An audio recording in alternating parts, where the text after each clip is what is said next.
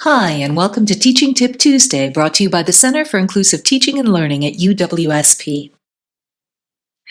Last week, I introduced you to the characteristics of 3 different classroom management styles that are common in higher education. Although the democratic model has been shown to be the most conducive to student learning, it isn't always feasible for instructors to follow this path. So this week, I'd like to outline some of the key elements of classroom management that you can enact regardless of your overall management style to help improve classroom climate and student learning. First, establish clear expectations. Regardless of how you determine what expectations are, whether by the instructor alone or in conjunction with students, you must clearly communicate your expectations for behavior at the beginning of the course. This helps students understand what is required of them and reduces ambiguity. Consider your expectations for phone use, computer use, side conversations, and how to engage in civil and respectful dialogue. Be specific. Don't assume that the students are using the same working definitions of words as you are. Don't just tell them to be respectful. Explain what that entails, because many may not know. There are generational changes in what is considered acceptable behavior, and these can interfere with understanding. For example, most instructors find in-class use of cell phones, computers, and side chats disrespectful and distracting, but most students find them perfectly acceptable. It may not occur to them that you are perceiving their behavior as rude unless you let them know. Be sure to explain your reasoning for setting rules about behavior, or if the class negotiates those rules, make them explain their reasoning so that everybody has a shared understanding of not just what the rules are, but why they are important in the classroom. Finally, provide examples of acceptable and unacceptable behaviors. This can help students to parse out some of the nuances of behavior in the classroom. On day 1 of your course, be sure to clearly communicate the rules for your course.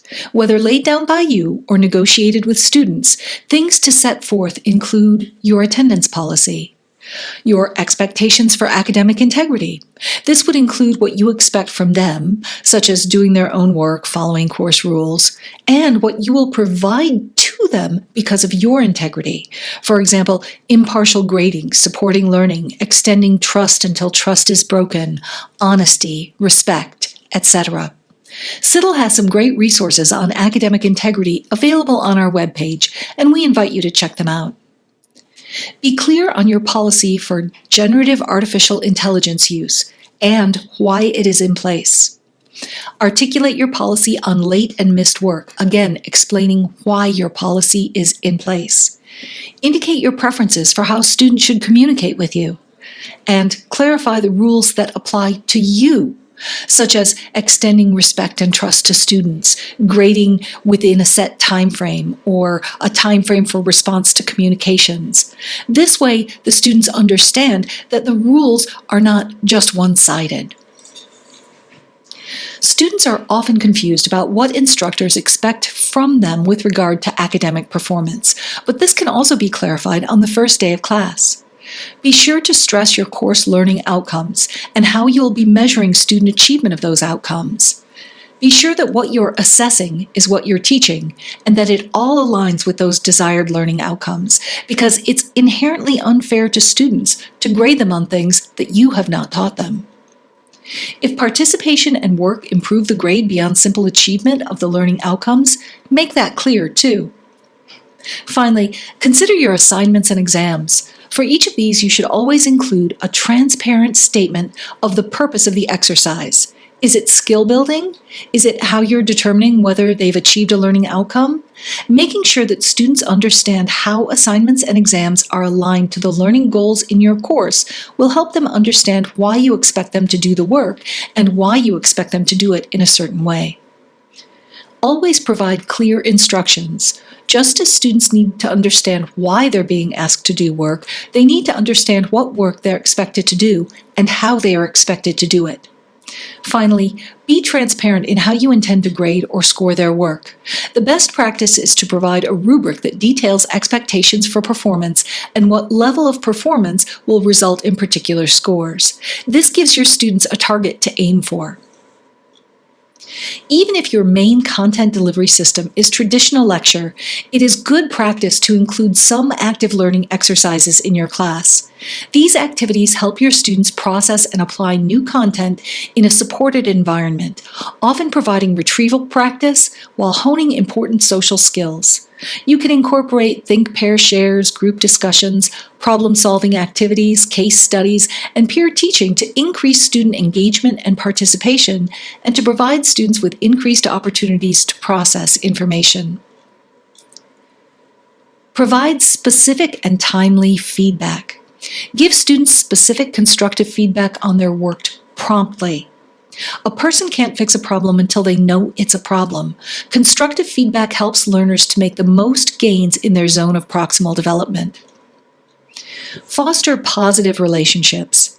We are social animals, and we learn best in a social matrix where others care about our learning and well-being. Getting to know your students and letting them get to know you contributes to the social fabric that provides a sense of belonging. Building strong, respectful relationships with your students enhances their motivation and engagement.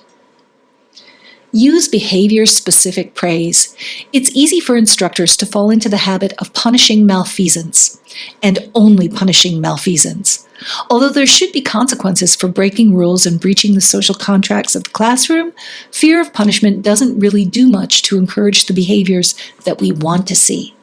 Make sure that you take time to recognize and praise specific positive behaviors. This encourages students to repeat those behaviors and contributes to a positive classroom climate. If you have to call out negative behavior, try to do it gently and, when possible, privately. Encourage metacognitive reflection. Students need to reflect on their learning and their behavior. It's a great way to get them to focus on distinguishing what they understand from what they don't, which helps them focus their study. It can also help them develop self-regulation skills and take responsibility for their actions. Regardless of your overall classroom management style, incorporating some of these best practices in your repertoire will help to improve the climate of your classroom and will facilitate student satisfaction and success. And that's this week's teaching tip, brought to you by the Center for Inclusive Teaching and Learning here at UWSP. Remember, at CITL, we offer support for course design, learning activities, assessment, and pedagogy. Visit our website to schedule a consultation today.